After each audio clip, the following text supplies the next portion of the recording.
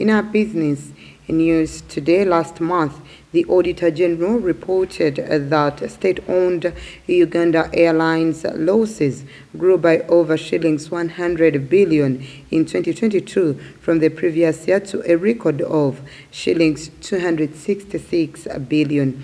It's known alone in the big club of money-losing African state carriers. In fact, it pales in comparison to Kenya's national carrier Kenya Airways, which this week reported Kenya shillings 38.26 billion net loss for last year, the worst ever in its decade.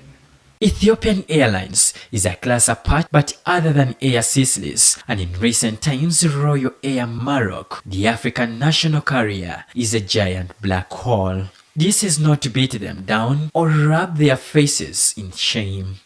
Until about 2012, the sky did not seem like the limit for Kenya Airways, and some optimistic projections had it growing into a leading international airline by 2030.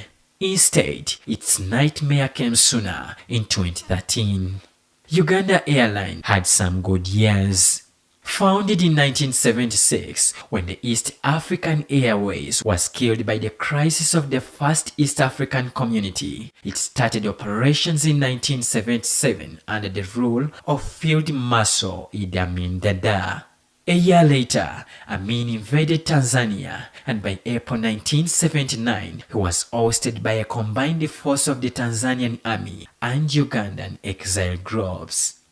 But even with the Amin regime facing sanctions, it turned adversity into some reasonable success. After the fall of Amin, the new Uganda National Liberation Front government appointed former Colonel Gadi Wilson Toko as Uganda Airlines general manager.